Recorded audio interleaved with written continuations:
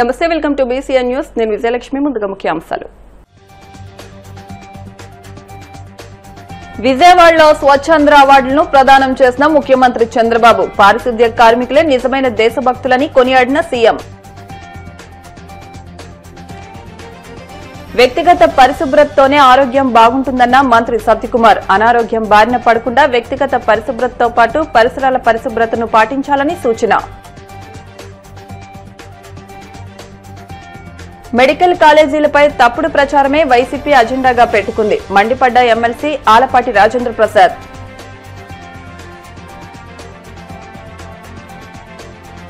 ఈ నెల 9న వైసీపీ అధ్యక్షుడు జగన్మోహన్ రెడ్డి నర్సీపట్నం పర్యటనను విజయవంతం చేయాలి పిలుపునిచ్చిన విశాఖ జిల్లా వైసీపీ నాయకులు.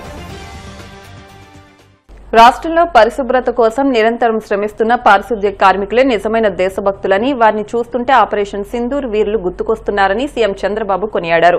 స్వచ్ఛాంధ్రతోనే స్వర్ణాంధ్ర కళ సాకారమవుతుందని, ఈ లక్ష్య సాధనలో ప్రతి ఒక్కరూ భాగస్వాములు కావాలని ఆయన పిలుపునిచ్చారు. విజయవాడలోని తుమ్మలపల్లి కళాక్షేత్రంలో నిర్వహించిన స్వచ్ఛాంధ్ర అవార్డుల ప్రదానోత్సవంలో ఆయన ముఖ్య అతిథిగా పాల్గొన్నారు. ఈ సందర్భంగా సీఎం మాట్లాడుతూ, మన పరిసరాలు, మన రాష్ట్రం పరిశుభ్రంగా ఉన్నాయంటే దానికి కారణం పారిశుద్ధ్య కార్మికులే అన్నారు. ఆరోగ్యాన్ని పణంగా పెట్టి మన ఆరోగ్యాన్ని కాపాడుతున్న వారు దేవుడితో సమానమని తెలిపారు. తెల్లవారుజామున 4 గంటలకే విధులకు హాజరై వారి రుణం తీర్చుకోలేనిదని భావోద్వేగంగా అన్నారు. స్వచ్ఛాంధ్ర లక్ష్య సాధనలో ఉత్తమ ప్రతిభ కనబరిచిన సంస్థలు, వ్యక్తులకు 21 కేటగిరీలో రాష్ట్ర, జిల్లా స్థాయి అవార్డులను ఆయన అందజేశారు. ఇప్పుడే ఒక అవార్డీ తౌడు రాజు గారు, అతని డివోషన్ చూస్తే నాకు చాలా ఆనందం కలిగింది. ఆయన ఒకే మాట చెప్పాడు, తెల్లవారితో నిద్రలేసి 6 గంటలకే వెళ్లి ఏ ఆశయం కోసమైతే మనం మాట్లాడుతున్నామో ఆయనకు అప్పజెప్పిన అన్ని ఇండ్లు కూడా పొడి చెత్త, అదే మరి తడి చెత్త వేరువేరుగా చేసి డ్రమ్స్ ఇచ్చి ప్రాపర్ గా ఎగ్జిక్యూట్ చేసిన పనిని గర్వంగా చెప్పగలుగుతున్నాడు. అది అతనికి ఉండే ఆ పని పట్ల భక్తిభావం. మళ్లీ మధ్యాహ్నం తిరిగి వచ్చి అక్కడుండే మురికి కాలువలు గాని ఆ ఏరియా మొత్తం పరిశుభ్రంగా పెట్టాడంటే ఇలాంటి వాళ్ళు నిజమైనటువంటి దేశభక్తులు అని చెప్పి నేను మీకు తెలియజేస్తున్నా. అతన్ని మనస్ఫూర్తిగా మీ అందరి తరపున అభినందిస్తున్నా. ఇలాంటి వాళ్ళు ఇంకా ఉండబట్టే మళ్ళా ప్రజాస్వామ్యం గెలుస్తా ఉంది, మన భవిష్యత్తు మళ్ళా ముందుకు పోయే పరిస్థితి వస్తుంది. అలాంటి వారిని కూడా మనస్ఫూర్తిగా ఇలాంటి వాళ్ళందరినీ చూసినప్పుడు ఒకరిద్దరు కాదు, మొన్న అందుకే చాలా సార్లు నేను మాట్లాడినప్పుడు చెప్పాను, మేము ఎన్డీఏ పోటీ చేస్తే 94% స్ట్రైక్ రేట్, అంటే 100కి 94 మందిని గెలిపించారు. నేను చాలా సార్లు రాజకీయాల్లో ఉన్నాను గాని ఎప్పుడు కూడా ఇంత పెద్ద ఎత్తున గెలిపించలేదు. అంత పెద్ద ఎత్తున గెలిపించారంటే ఇలాంటి మంచి పనులు చేయడానికే మమ్మల్ని గెలిపించారని మరొక్కసారి ఇక్కడుండే అవార్డు గ్రహీతలకి, అదే మరి రాష్ట్రంలో జిల్లాల్లో ఉండే 1257 మంది అవార్డు గ్రహీతలకు అందరికీ పేరు పేరున మనస్ఫూర్తిగా మరొక్కసారి అభినందనలు, కంగ్రాచులేషన్స్, వెల్ డన్. మీ అందరికీ మనస్ఫూర్తిగా శుభాకాంక్షలు తెలియజేస్తున్నా. వ్యక్తిగత పరిశుభ్రతతోనే ఆరోగ్యం బాగుంటుందని మంత్రి సత్యకుమార్ తెలిపారు. శ్రీ సత్యసాయి జిల్లా పుట్టపర్తిలోని శిల్పారాంలో స్వచ్ఛంద్ర అవార్డులు ప్రదానం చేశారు. ఈ సందర్భంగా మంత్రి మాట్లాడుతూ, అనారోగ్యం బారిన పడకుండా వ్యక్తిగత పరిశుభ్రతతో పాటు పరిసరాల పరిశుభ్రతను పాటించాలని తెలిపారు.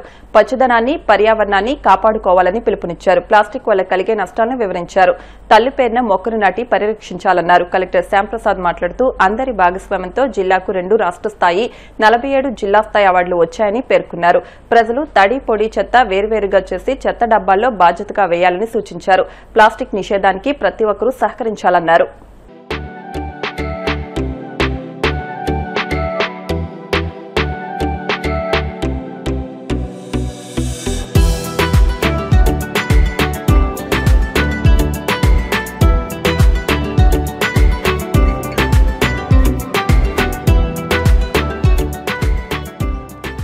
మెడికల్ కాలేజీలపై తప్పుడు ప్రచారమే వైసీపీ అజెండాగా పెట్టుకుందని ఎమ్మెల్సీ ఆలపాటి రాజేంద్ర ప్రసాద్ మండిపడ్డారు. మంగళగిరి టీడీపీ కేంద్ర కార్యాలయంలో ఆయన మీడియాతో మాట్లాడుతూ, వైసీపీ నేతలు వాకౌట్లతో అసెంబ్లీ సమావేశాలకి స్వస్తి పలికి మళ్లీ ఈ రోజున ప్రజలు మాయ చేయడానికి, మసిపూసి మారేడికాయ చేయడానికి ప్రయత్నం చేసే విధానం మంచిది కాదని హితవు పలికారు. గత వైసీపీ ప్రభుత్వంలో జరిగిన విధ్వంసం ప్రజలు మర్చిపోలేదని ఆయన పేర్కొన్నారు. సత్యనారాయణ గారు పత్రికా సమావేశంలో చాలా మాట్లాడటం జరిగింది. ప్రత్యేకంగా మెడికల్ కాలేజీ అంశంలో ప్రజా ఆరోగ్యాన్ని పక్కదారికి పెడతా ఉంది ఈ ప్రభుత్వం, ద్రోహం చేస్తూ ఉంది. మేము అన్ని కాలేజీల్లో పర్యటించి ప్రజల్లోకి తీసుకువెళ్తాం, ఈ అంశాన్ని ప్రైవేటీకరణని ఆపుతామని చెప్పి ఏదేదో మాట్లాడుతూ ఉన్నారు. మొన్న జరిగినటువంటి సమావేశంలో, శాసన మండలి సమావేశాల్లో మీరు చాలా స్పష్టంగా ప్రభుత్వం యొక్క వైఖరి అది ప్రైవేటీకరణ కాదు, పీపీపీ అంటే చాలా స్పష్టంగా వివరించడం జరిగింది నేటి వైద్య ఆరోగ్య శాఖ మంత్రి గారి ద్వారా.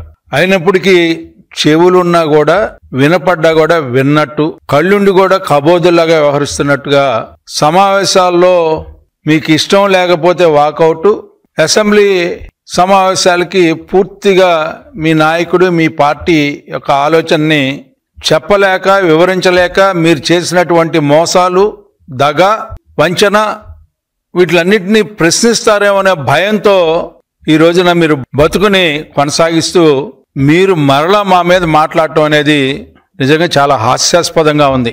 జరిగిన శాసన మండలి సమావేశాల్లో మీరేం మాట్లాడారు, ఎక్కడ మాట్లాడారు, దీని మీద ఏ రకంగా స్పందించారు? స్పందించకపోగా వాకౌట్లతో మీరు సమావేశాలకు స్వస్తి పలికి ఈ రోజున మళ్ళీ ప్రజల్ని మాయ చేయటానికి, మసిపూసి మారేడికాయ చేయడానికి ప్రయత్నించే మీ విధానం మంచిది కాదు అని చెప్పి సందర్భంగా మీకు మనవి చేసుకుంటా ఉన్నా. ప్రైవేటు పరం అనే విమర్శ చెప్పంగా ప్రజల్లో ఒక రకమైనటువంటి భ్రమలు కల్పించడానికి మీరు ప్రయత్నిస్తా ఉన్నారు. అసలు ఈ ప్రైవేట్ పరం అనేది ఏంటి, ఎవరు చేశారు? మీరు చేసినటువంటి ప్రజా ఆరోగ్యం మీద కక్ష కట్టి మీరు చేసినటువంటి నాశనం ఇంత అంత కాదని చెప్పి మీకు మనవి చేస్తా ఉన్నాను. మీరందరూ కూడా కాగితాలకు పరిమితి అయ్యారు. ప్రజల డబ్బుతో ఫౌండేషన్ వేయించి ప్రాజెక్టులను వదిలేశారు. ఎక్కడ మీరు పూర్తి చేశారు, ఏ రకంగా మీరు పూర్తి చేశారు నాకు తెలియగడుగుతా ఉన్నాను. మీరు ఆ రోజున మెడికల్ కాలేజ్ పరిస్థితి గురించి ఒకసారి మాట్లాడుకుందాం. జగన్ ప్రభుత్వంలో చాలా పెద్ద ఎత్తున 17 కొత్త మెడికల్ కాలేజీలని కట్టామని చెప్పి మీరు ప్రచారం చేస్తా ఉన్నారు. ఎక్కడ కట్టారని చెప్పి నేను అడుగుతున్నా అండి. నిజంగా చెప్పాలంటే మీరు ఏదో తాటాకి మీద నడుస్తూ చప్పుళ్ళు లేకుండా నడుస్తున్నాం అని చెప్పి ప్రయత్నం మీరు చేస్తా ఉన్నారు. మీరు చేసే ప్రతి అడుగు కూడా, మీరు వేసిన ప్రతి అడుగు కూడా ఇవాళకి కూడా కళ్ళకు కనపడినట్టు చాలా చక్కగా కనపడతా ఉంది మీరు చేసినటువంటి విధ్వంసం. ప్రత్యేకంగా ప్రైవేట్ కాలేజీలకే వద్దాం. ఏదైతే మీరు ప్రైవేట్ కాలేజీలు అని చెప్పి మీరు ప్రభుత్వ కాలేజీలుగా మీరు చెప్పుకుంటున్నారో ఆ 17 కాలేజీల్లో ఎన్ని కాలేజీలకి మీకు నేషనల్ మెడికల్ కౌన్సిల్ నుంచి అనుమతులు వచ్చినాయని చెప్పి నేను అడుగుతా ఉన్నా. 5 కాలేజీలకు వస్తే 5 కాలేజీలకి ఏ రకంగా మీరు నిర్మాణాలు పూర్తి చేశారని చెప్పి నేను అడుగుతా ఉన్నా. ఎంత ఖర్చు పెట్టారని చెప్పి నేను అడుగుతా ఉన్నా. దాంట్లో కూడా ఒక కాలేజీ కేంద్ర ప్రభుత్వం పూర్తిగా బాధ్యత వహించినటువంటి ట్రైబల్లో ఏరియాలో కట్టినటువంటి కాలేజీ, పాడేరులో కట్టినటువంటి కాలేజీలో కూడా ఎన్ని సీట్లు మీరు తీసుకొచ్చారు? మనం ఈ మొత్తం కాలేజీలకి 1750 సీట్లు ఇంకా రావాల్సి ఉంటే, దాదాపు 2250 సీట్లు రావాల్సి ఉంటే, కనీసం నిర్మాణం కూడా ప్రారంభం కానటువంటి కాలేజీలకి నువ్వు అనుమతులు ఇచ్చి పేపర్లకే పరిమితి అయ్యి ఈ రోజున ఏదో ప్రగల్భాలు పలుకుతూ ఉండవేంటి? చాలా స్పష్టంగా చెప్పాం. పీపీపీ మోడల్లో ప్రభుత్వము, ప్రైవేటు పార్టిసిపేషను ఈ రెండు కాంబినేషన్తో అత్యంత సమర్థవంతంగా వనరులను సమీకరించుకుంటూ 33 ఏళ్ళు కానీ 66 ఏళ్ళు లీజు కానీ, ఈ లీజ్ ద్వారా ప్రతి సంవత్సరం కూడా ప్రభుత్వం యొక్క అనుమతులతో, ప్రభుత్వం యొక్క ఆధ్వర్యంలో నడిచే విధానాన్ని ఒకటి రూపొందించి ఆ రకంగా ఈ కాలేజీలను తీసుకొచ్చి విద్యా విధానంలో పెను మార్పులు తీసుకొచ్చి మనకు అవసరమైనటువంటి మెడికల్ ఫోర్స్ని మనం డెవలప్ చేసుకోవడానికి మనం ప్రయత్నిస్తూ ఉంటే మోకాలడ్డం పెడతామేంటయ్యా బొత్స సత్యనారాయణ గారు? సిరి వచ్చేటప్పుడు మోకాలడ్డం పెట్టినట్టుగా ఉంది, ఇంతకంటే ఏమీ లేదని చెప్పి ఈ సందర్భంగా గుర్తు చేస్తాం. ఈ నెల 9న వైసీపీ అధ్యక్షుడు జగన్మోహన్ రెడ్డి నర్సీపట్నం పర్యటనను విజయవంతం చేయాలని విశాఖ జిల్లా వైసీపీ నాయకులు పిలుపునిచ్చారు. విశాఖ జిల్లా పార్టీ కార్యాలయంలో జరిగిన సమీక్షా సమావేశంలో నాయకులు మాట్లాడుతూ కూటమి ప్రభుత్వం ఉత్తరాంధ్రకు అన్యాయం చేస్తోందని, ముఖ్యంగా విశాఖ స్టీల్ ప్లాంట్ ప్రైవేటీకరణ, ఆంధ్ర యూనివర్సిటీలో మౌలిక వస్తువుల లేమిపై ఆందోళన వ్యక్తం చేశారు. శాఖ స్టీల్ ప్లాంట్ ప్రైవేటీకరణకు వైసీపీ ఎప్పుడు వ్యతిరేకమేనని మరోసారి క్లారిటీ ఇచ్చారు. ఈరోజు ఉమ్మడి తెలుగు రాష్ట్రాల్లో పెద్ద ఎత్తున చర్చ జరుగుతున్నటువంటి, దేశవ్యాప్తంగా ఇన్ఫాక్ట్ దేశవ్యాప్తంగా పెద్ద ఎత్తున చర్చ జరుగుతున్నటువంటి ఈ మెడికల్ కాలేజెస్ ప్రైవేటీకరణ మీద మాత్రం ఇది ఒక రాష్ట్ర స్థాయి సమస్య, దేశవ్యాప్తంగా పెద్ద ఎత్తున చర్చ జరుగుతున్నటువంటి సమస్య ఇది. సో ఇంత పెద్ద ప్రజా సమస్య మీద ఉత్తరాంధ్ర పర్యటనకు వస్తున్నటువంటి జగన్మోహన్ రెడ్డి గారికి సాదరంగా స్వాగతం పలకాల్సినటువంటి బాధ్యత ఇక్కడ ఉన్నటువంటి ప్రతి ఒక్క వైఎస్ఆర్ కాంగ్రెస్ పార్టీ నాయకుడి మీద, కార్యకర్త మీద, అభిమాని మీద ఉంది అనేటువంటి ఉద్దేశంతో ఈరోజు ఈ సమావేశాన్ని ఏర్పాటు చేయడం జరిగింది. విశాఖపట్నంలో వారు విజయవాడ నుంచి విశాఖపట్నం నేరుగా చేరుకొని విశాఖపట్నం నుంచి రోడ్డు మార్గాన మాకవారపాలెం, నర్సీపట్నంలో నిర్మాణం అవుతున్నటువంటి మెడికల్ కాలేజ్ సందర్శనకి వారు రాబోతా ఉన్నారు. ఆ కాలేజ్ సందర్శించి అక్కడ పత్రికా సమావేశం నిర్వహించి ప్రజలను ఉద్దేశించి వారు మాట్లాడబోతా ఉన్నారు. ఎప్పుడైతే జగన్మోహన్ రెడ్డి గారు విశాఖపట్నం వస్తున్నారు, ఉమ్మడి విశాఖపట్నం జిల్లా పర్యటనకు వస్తున్నారు, ఇలా మెడికల్ కాలేజ్ పరిశీలనకి వారు రాబోతున్నారు అనేటువంటి ప్రకటన మనం ఎప్పుడైతే చేశామో అప్పటి నుంచి కూడా రాష్ట్ర ప్రభుత్వం తాలూకా ఆ పై స్థాయి నాయకత్వంలో పెద్ద ఎత్తున ఇప్పటికే చర్చ జరుగుతూ ఉంది. పోలీస్ అధికారుల తాలూకా ఆ బృందం రావడం జరిగింది. సార్ ప్రోగ్రామ్ ఏంటి, ఎప్పుడు వస్తున్నారు, ఎలా వస్తున్నారు, ఎంతమంది వస్తున్నారు అంటే జగన్మోహన్ రెడ్డి గారు వచ్చినప్పుడు మీరు ఎంతమంది వస్తారు అన్నటువంటి అడగడానికి లేదని చెప్పేశారు. వైఎస్ జగన్మోహన్ రెడ్డి గారు రోడ్డు మీదకి వస్తున్నాడు, ఆయన ప్రజా సమస్యల మీద పోరాటానికి రోడ్డు ఎక్కుతున్నాడు అంటే ఎంతమంది వస్తున్నారు అనేటువంటిది మీ ఊహగా వదిలేస్తున్నామని చెప్పడం జరిగింది. స్టీల్ ప్లాంట్ ఈ రోజు రాష్ట్ర వ్యాప్తంగా, దేశవ్యాప్తంగా చర్చ జరుగుతున్నటువంటి అంశం.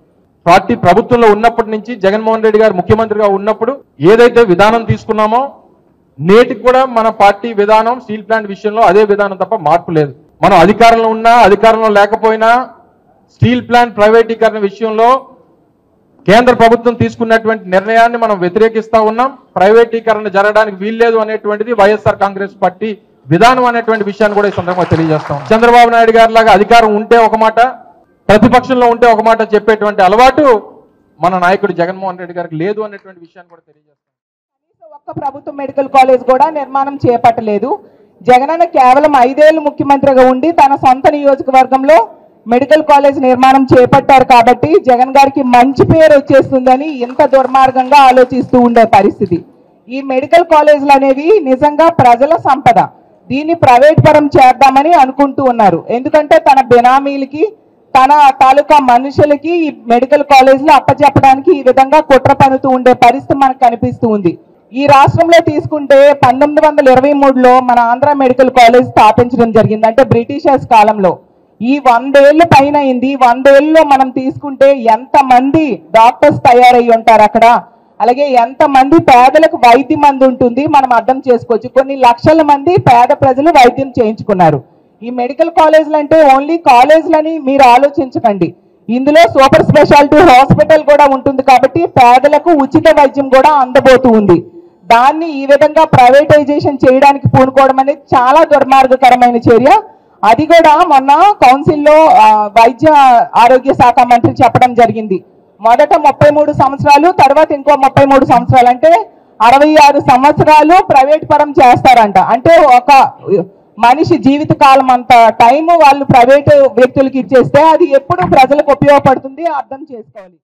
ఇప్పుడు కాసేపు ప్రకటనలు.